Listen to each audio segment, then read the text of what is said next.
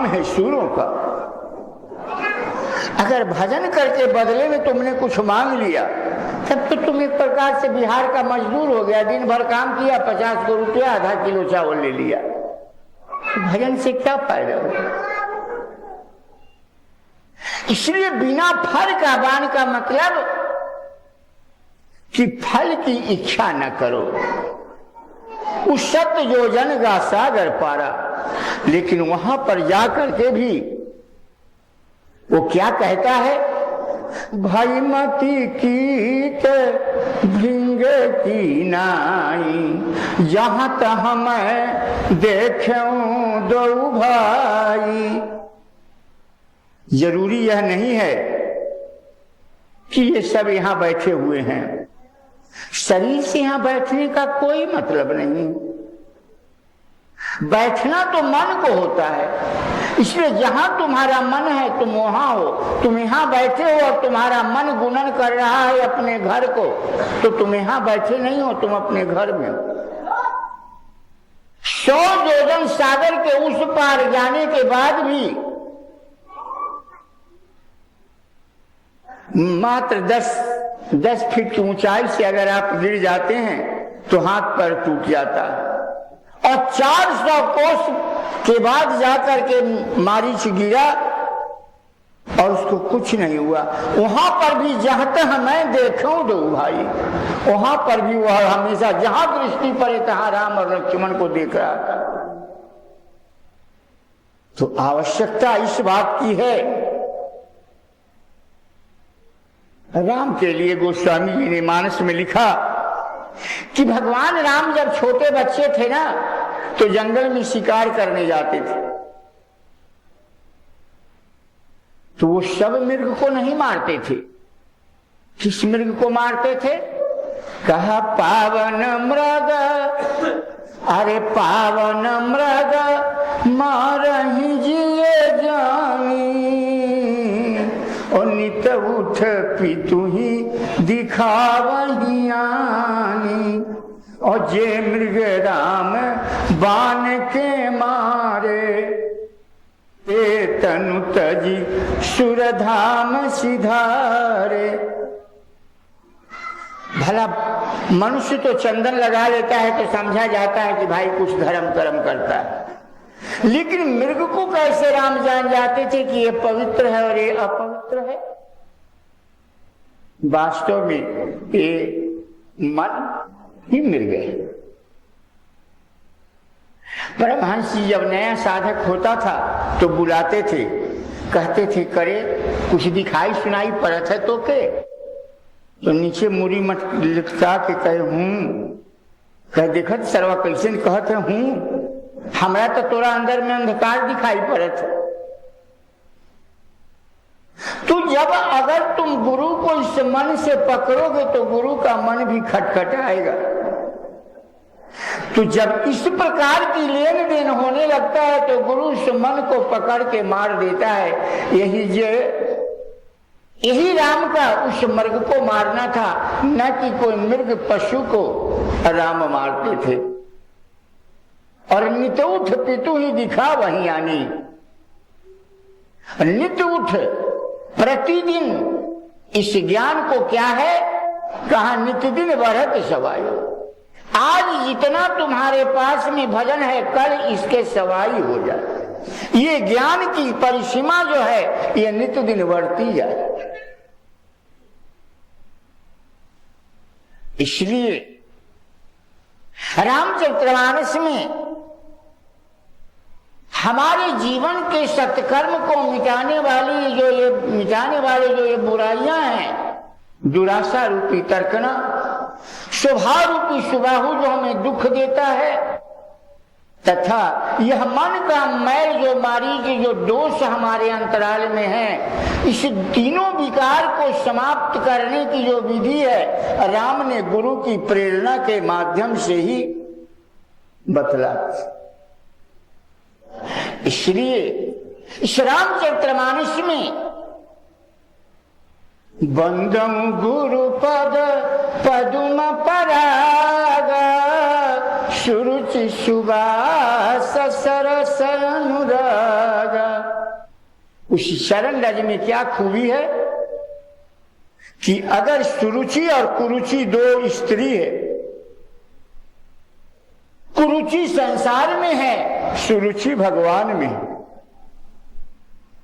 जहां वो शरण रज को उठा करके मानस पटल पर लगाया, तहां कुरुचि समाप्त हो जाएगा, तुम्हारे अंतराल में सुरुचि आ जाएगा।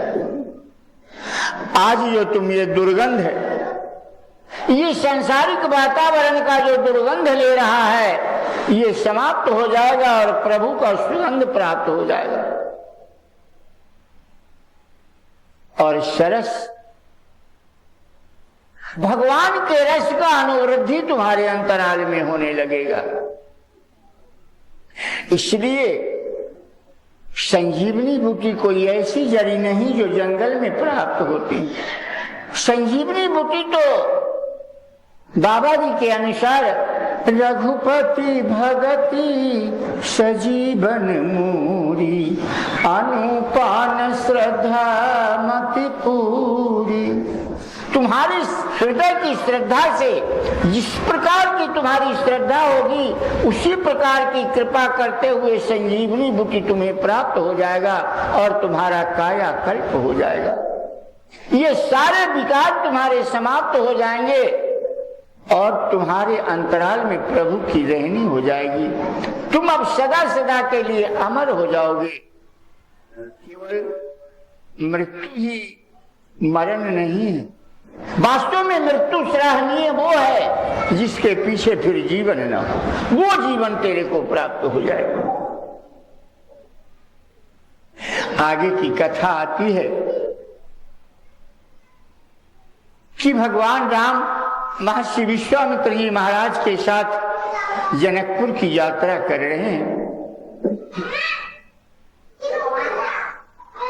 मार्ग में राम ने एक शिला पर नारी की आकृति देखी।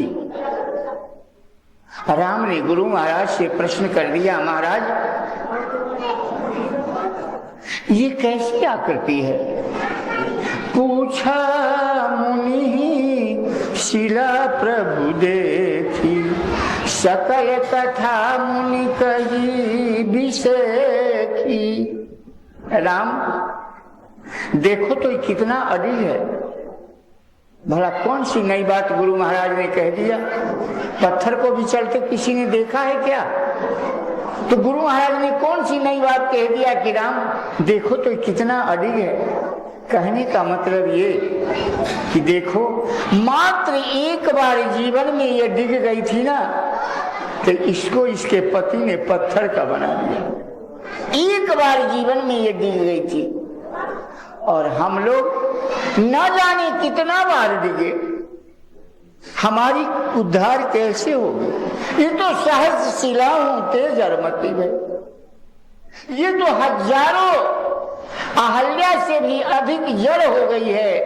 इस पापनी का उद्धार तो शायद हजारों नहीं करोड़ों राम के आने के बाद हो पाएगा या नहीं हो पाएगा।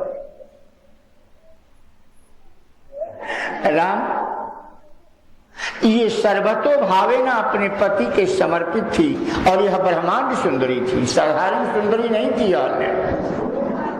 इसकी सुंदरता की होर सुन करके और देवलोक के राजा इंद्र को भी इस पृथ्वी पर आना पड़ा था। इंद्र जो है ना, वो इंद्रजाल जानता है। वो ऐसी व्यवस्था किया कि 12 बजे रात्रि में ही, और क्या हो गया, भोर का समय हो गया, ब्रह्मवेला का समय हो गया, भजन करने का समय। ब्रह्मवेला भजन करने का समय होता है। ब्रह्मवेला में जो पुरुष अपने स्त्री के साथ श्रृंगारिक प्रस्ताव रखता है उसको रौरव नरक होता है। ब्रह्मवेला का समय हो गया। महर्षि गौतम अपना मृगशाला लपेटते हैं, हाथ में कमंडल लेते हैं और संध्या वंदना करने के लिए और गंगा के तीर पर चल पड़ते हैं। और इधर इंद्र जो है अपने बनाई हुई, क्या बना दिया था उसने, इस प्रकार की व्यवस्था कर दिया कि सब लोग जो हैं वो वासना में लिप्त हो गए और हर जगह रात्रि का जो 12 बजे रात्रि का समय था वो ब्रह्म बेला हो गया। उसी समय कोयल कूकने लगी, लता से मिलने लगा, हर वृक्ष एक दूसरे डाली पर टूट पड़े। गौतम तो चले गए और इंद्र जो है वो गौतम का वेश धारण करके और अहल्या के कुटी में प्रवेश करता है। पत्नी जो होता है वो पति की जेली होती है। जैसे जेल का मालिक जेलर होता है ना, तो जेल में रहने वाले से कहेगा घास निकालो खेत में चल के, पानी भरो, झाड़ू लगाओ, तो जेली नहीं करेगा तो 4 सिपाही से कहेगा जाओ मार के सारे को सही कर दो। तो पत्नी तो स्त्री जो है वो जेलर की पत्नी होती है। प्रस्ताव श्रृंगारिक प्रस्ताव रखता है। यहां पर अहल्या भूल करती है कि ये कितने बड़े संत की पत्नी होकर के उसे ये भी अंदाज नहीं कि ब्रह्मवेला तो भजन करने का समय है, इस समय भला कोई सांसारिक पति भी इस समय श्रृंगारिक प्रस्ताव नहीं रखता और हमारा धार्मिक पति आध्यात्मिक पति भला ऐसा प्रस्ताव कैसे रखेगा, और वो कबूल कर लेती है।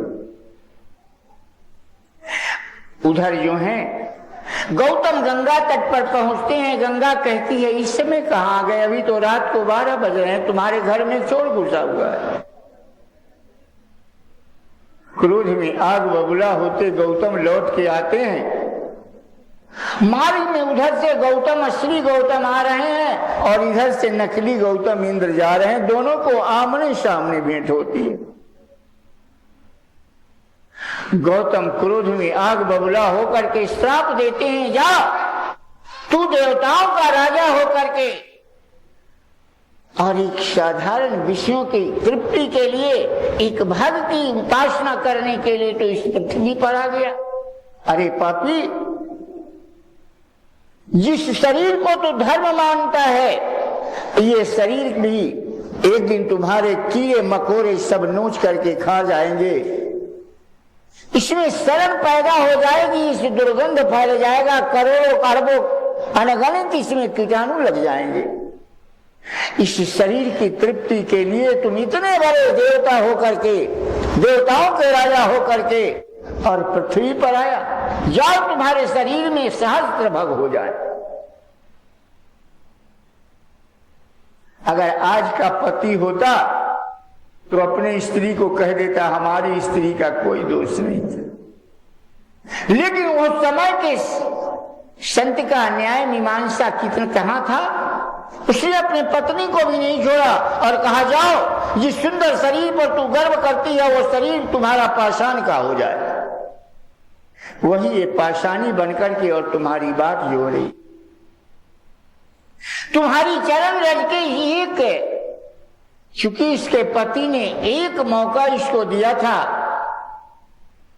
कि अगर ये पाषाणी बन करके तुम हर ओर से अपने मन को सिमट करके प्रभु चरण में अपने मन को लगाएगी और भगवान के चरण से अगर तुम्हारा जिस समय उद्धार होगा तो तुम मेरे लोक आओगे, तब से ये तुम्हारी बात जोड़े। इसलिए गौतम नारी श्राप बस ऊपर देह धरि धीर, चरण कमल रज चाहती, हे कृपा करो रघुवीर। ये चलते चलते थक गई। अब साधना का मार्ग इससे हो नहीं रहा है। अब एक ही उपाय इसके पास रह गया है, कृपा का मार्ग। तुम कृपा के मार्ग अपना करके और इसकी रक्षा करो। भगवान ने अपनी शरण धूली उसके हृदय से स्पर्श करते हैं और अहल्या जो है वो पावन हो जाती है, वो चेतन हो जाती है, वो सरस हो जाती है। जब वो चेतन होती है तो दोनों हाथ जोड़ करके प्रभु से प्रार्थना करने लगती है, हे प्रभु सतपद पावन शोक न सावन प्रगट भई तप पुंज सही देखत रघुनायक जन सुखदायक सन्मुख होई कर जोरी रही अति प्रेम अधीरा। प्रेम में अधीर हो जाती है, अति प्रेम अधीरा, ऐसा अधीर हो जाती है, प्रेम में सराबोर हो जाती है। सन्मुख होई कर जोरी रही अति सैबर भागी चरणन ही लागी जुगल नयन जलधर बही। आज अहल्या जो है भगवान के सामने खड़ी है, भगवान के नेत्रों से देख रही है और एक तरफ अपने पापों को याद करती है। तुम कितने दयालु हो, तुम कितने उदार हो कि हमारे जैसे पापी को उद्धार करने के लिए भी तुम आ गए। तुम्हारी उदारता का ये, तुम्हारे उदारता का जो तुमने जो मेरे ऊपर उदारता की, शायद इसको मैं अनंत जन्म भी धरूं तो इसको मैं, इसका उपाय तुम्हारे से मैं नहीं दे सकती। इसलिए अति प्रेम अधीरा पुलक शरीरा सन्मुख होई कर जोरी रही। प्रेम में अधीर हो जाती है और मुख नहीं आवई वचन कही। जब प्रेम में मनुष्य अधीर हो जाता है ना, तो मुख से कुछ कहने की बात ही नहीं निकलती। प्रेम की यही सबसे बड़ी प्रकाष्ठा है कि प्रेम में मनुष्य कुछ नहीं कह पाता। प्रेम तो कहता है प्रभु सब तेरा है, अब मैं इसके बाद और क्या कह पाऊं। मुख नहीं आवई वचन कही। आज उसकी कितनी बड़ी भाग्यशाली है कि अति सैबर भागी चरणन ही लागी जुगल नयन जलधर बही। दोनों नेत्रों से सहस्त्र आंसू गिरने लगे और धीरज मन कीन्हा प्रभु कह चीन्हा रघुपति कृपा भगति पाई।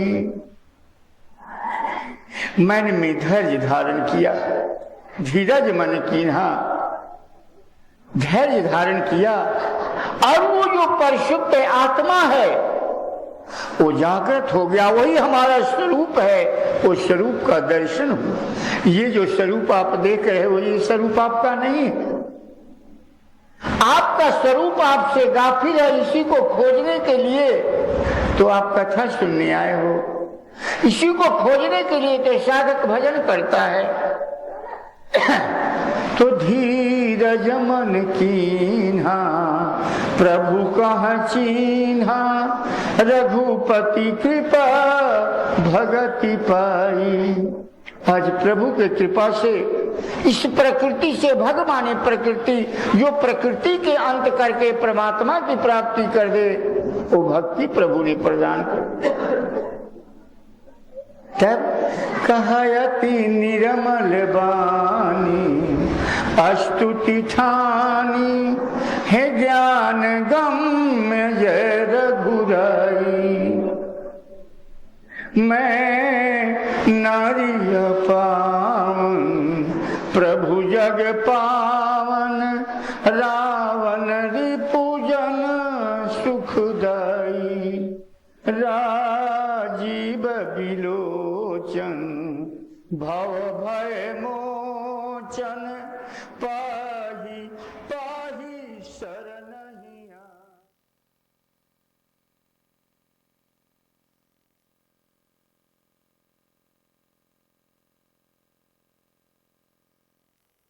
आपके चरणों के रज को पा करके ही उसी चरण रज को इस शरीर में लगागा।